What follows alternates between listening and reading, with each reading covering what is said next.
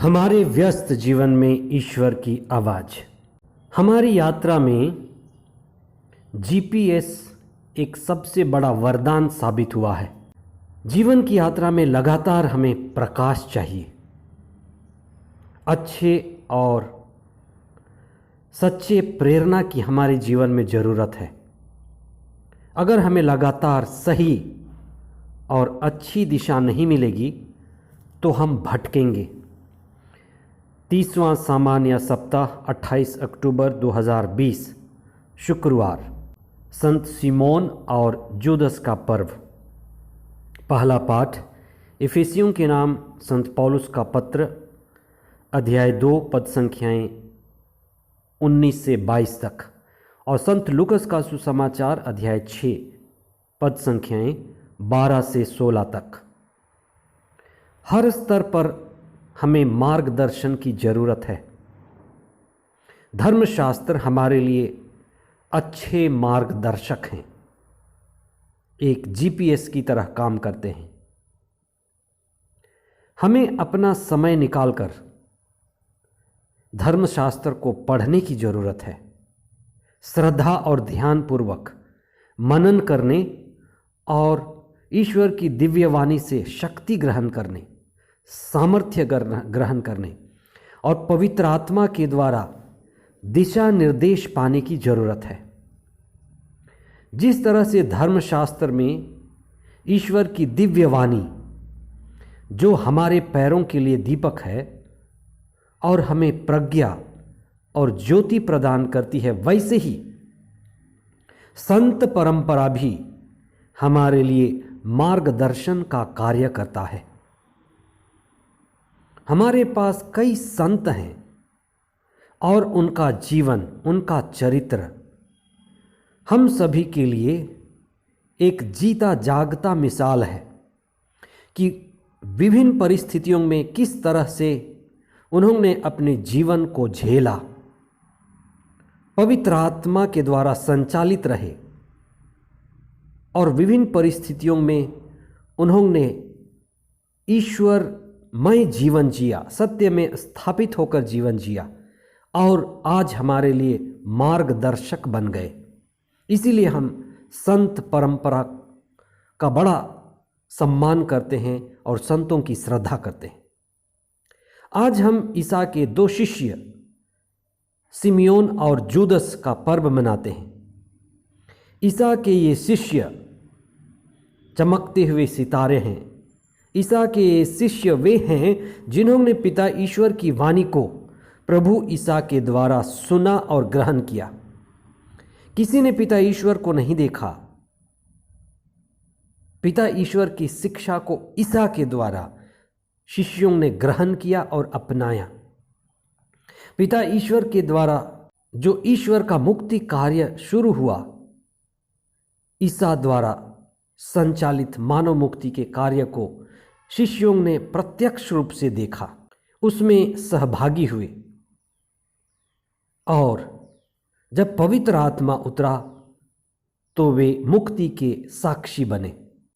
शिष्य जिन्होंने दीक्षा ग्रहण किया, पवित्र आत्मा के उतरने के बाद पूरी तरह से अपने जीवन को ईश्वर को समर्पित किए और समय आने पर वे संसार के विभिन्न कोने कोने में जाकर ईश्वर की शिक्षा को, जो उन्हें यीशु मसीह द्वारा मिला था, क्षमा की शिक्षा, दया की शिक्षा, करुणा की शिक्षा, अनंत प्रेम और ईश्वर के अनंत राज्य की शिक्षा, जिसे लोगों में बांटकर उन्हें मुक्ति का मार्ग बताया और वे ईसा के जीवंत साक्षी बन गए। संत परंपरा हमारे लिए बड़ा महत्व रखता है।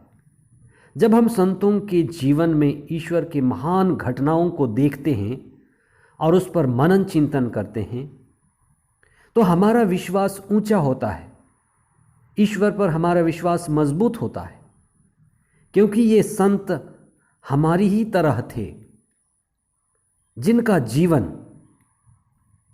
पवित्र आत्मा के द्वारा ऊंचा और श्रेष्ठ बना। हर एक संत एक मार्ग है, एक प्रकाश है, इंद्रधनुष के एक प्रकाश की तरह। जैसे ईसा के ये दो शिष्य सिमोन और जुदस, जो ईसा के राजदूत बने, शांति के, प्रेम के, शिक्षा के राजदूत बने, पिता ईश्वर के दूत कहे जा सकते हैं। वे हमें सच्ची भक्ति सिखाते हैं, ईश्वरीय प्रेम भावना सिखाते हैं और जीवन को व्यवहारिक ढंग से जीने का मार्ग बताते हैं। जैसे विज्ञान हमारे पास है, लेकिन विज्ञान का ज्ञान हमारे लिए कोई उपयोगी नहीं होता, व्यवहारिक नहीं होता, जब विज्ञान तकनीकी में परिवर्तित नहीं हो जाता। विज्ञान को व्यवहारिक बनाने के लिए, उपयोगी बनाने के लिए तकनीकी में परिवर्तन होना जरूरी है। इसलिए ये संत और इनका जीवन हमारे लिए बड़ा उपयोगी और सदुपयोगी हो जाता है, क्योंकि इन संतों का जीवन बड़ा व्यवहारिक था। आज के सुसमाचार में ईसा रात भर प्रार्थना करते हैं। जब कोई बड़ा निर्णय लेना हो, कोई गंभीर चुनौती से गुजरनी हो, तो हमें ईश्वर से जुड़ने की जरूरत है। प्रार्थना के द्वारा ईश्वर से संयुक्त होकर के सर्वोत्तम निर्णय लेने की जरूरत है।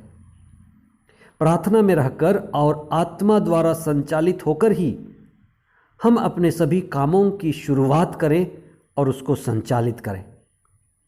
संत यूदस को हम निराशाजनक परिस्थितियों के सहायक संत कहते हैं। जब परिस्थिति बड़ी नाजुक और गंभीर हो, ऐसी परिस्थिति से कई बार हम गुजरते हैं। मृत्यु की घटना, दुर्घटना, कई ऐसी चीज़ें जो अनहोनी होती हैं और उनमें हालत बहुत नाजुक और गंभीर होती है। हम ऐसी परिस्थितियों से स्वयं गुजरते हैं, हमारा परिवार गुजरता है, हमारा समाज गुजरता है। ऐसी हालत में गुजरते हुए हम धैर्य कैसे बनाए रखें, हम संत जुदस से सीखते हैं। हम मध्यस्थ प्रार्थना करते हैं और हमारा विश्वास बढ़ता है।